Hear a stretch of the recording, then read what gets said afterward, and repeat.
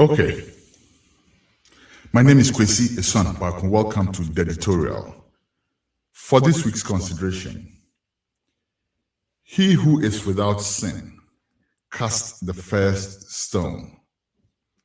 If you're a Christian, you know this line, I believe.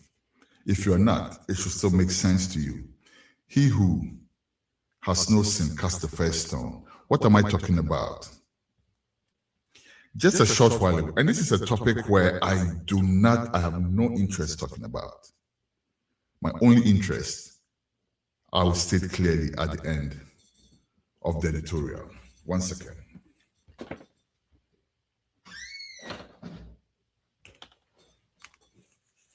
Yes. A few days ago, Ghana was awash with news of some Russian guy who came into the country and took advantage of our sisters. Now, the response from Ghanaians is that, oh, these women are cheap, oh, we're cheap, oh, we're cheap. We will address that. There are some issues that we need to address with our sisters, because the way they felt so easily, to what this guy was doing, is quite alarming. But that's not where my focus is at all. But just so people don't think that I am in tune with that type of behavior, let me clear that, and then I'll come to my main concern regarding this thing. Sisters, so all it takes is come with me. All it takes is come with me, because in some of the videos, all I saw this idiot do was say, come with me. And then our sisters were following this guy who they had met for the first time. Now to come with me, and when it comes to us, we have to go and write big English. Remember when we were going to secondary school and we had to write all these long letters to girls? You remember how people have to hide and practice how they have to con women, pick up lines, whatnot. Remember all that? This idiot's pickup line was, come with me. That's all he did. That's all he said to some of the women, and they followed him. So I'm concerned about that. I am concerned about that. And sisters, you meet somebody who's not from the country, and they ask you to go somewhere and you so easily follow them, when we have news of all kinds of things happening to innocent women. Recently, the Ghana Police Service was engaged in rescuing some women from Nigeria who had fallen victim to sex trafficking and all that. So I am very much concerned about that. And like I'm saying, I'm not going to bury my head in the sand about how easily some of our sisters fell prey to this thing, when I know that the color of the guy's skin had something to do with it, right? If it was some other person, let's say a Ghanaian, to be honest with you, it's not even fair to say that it's the color of the skin. I think it's the foreignness of the person. Because I have seen instances where Ghanaian races were being just like, oh, na Ghana, Rasta, for you don't respect them. But then you see races come from Jamaica, maybe in a band or something, they're coming to perform, and overnight, girls are going from Legon Hall to go and chase them up. So I don't think it's too much a skin color thing, even though that also has a large part to do with it. But let's look at this thing a little more closely. Here it is. Everybody that is saying the girls were cheap, please take a pen and listen to this. There is no art to figure out the mind's construction on the face. I may have paraphrased that, but you know that, like Shakespeare. You couldn't meet some white person and then just figure out that they are evil, okay? And then Ghana is a place where, we all day there. People Ghana is very hospitable. People like to make friends, which is why this fool came to take advantage of us like that. But we are hospitable people, and we don't have to give that up. It is part of our DNA. It's part of our chemistry. It's part of who we are. It's part of our fabric as a nation. So you can't blame people for being hospitable. Now they meet a person. I want everybody listening to me to put themselves in the shoes of these victims. Because first of all, whether you are a man or a woman, and I see that the men are being extremely harsh towards the women when they could have been victims as well.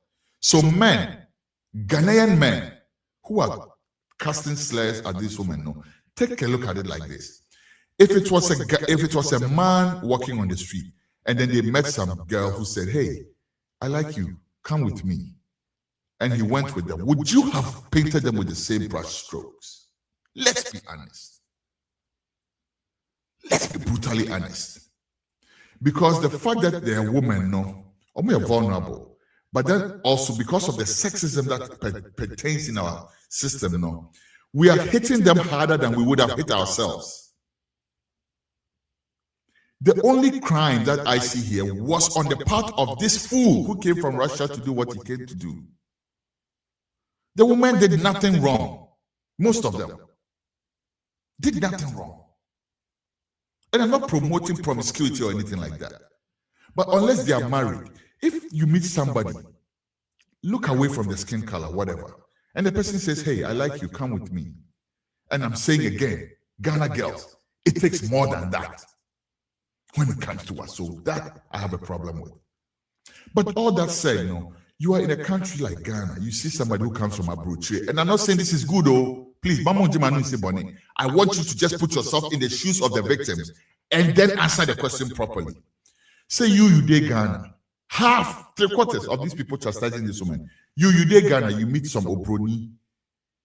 For the men, you meet some Obroni woman, or for the woman, you meet an Obroni man and says, "Hey, come with me." I am not promoting that. But let's say you decide, say, "Oh, this is an opportunity for me. Maybe I want to make friends from outside of Ghana. Maybe I want to meet people from other places." At that point, remember, there was no talk of sex or anything like that. Now, you dress up, you go to see this person. Of course, as a smart person, you should have that on your mind and be on your guard against that if it comes to that. They went to go see this person, and then the person did what they did and filmed them without their consent or knowledge. That's the crime. They're going to see the person. It's not a crime. This woman meeting somebody, liking them to the point where the person invites them to come to my house and come and see me, and they go there. It's not a crime. Bad choice at worst. Right? But they decide to go see this person. How many people haven't had one night stands before? Men and women both who are chastising these people. If this video hadn't come out, how many of you have not had one night stands before? So these women go there, they don't know this guy. The guy has his own ways of coaxing them into, some amorous engagements and stuff like that. And then we, instead of looking at the thing practically, we are chastising this woman. What wrong did they do? Apart from the moralizing that we are very quick to bring, which we ourselves should be able to hold ourselves to that same standard. If you have had a one-night stand before, you have no right to chastise this woman, because that's the only crime they committed. Meeting a stranger and having a one-night stand. That's the only crime they committed. Having said that, let's turn our attention on this fool. This guy came to Ghana, filmed people without their knowledge. That's a crime. Filmed their nakedness and put it out on open source platforms. That's another crime. So as Ghanaians, let us focus on building a firewall around our society, so that whilst we are promoting tourism, whilst we are promoting culture, whilst we are promoting whatever else, people will not see us as an easy, low-hanging fruit where they can bring foolishness like that too. You will not go to a place like Saudi Arabia and try to go and do these things for obvious reasons. I'm not saying we should be Saudi Arabia, but can we build some type of firewall when somebody thinks about going somewhere to go and do foolishness like that, Ghana is not on their mind? That's where we should be focusing. Not blaming our innocent sisters who thought they had a friend who ended up in a one night stand, and before we realized they're all over the internet, they achieved their what they are what.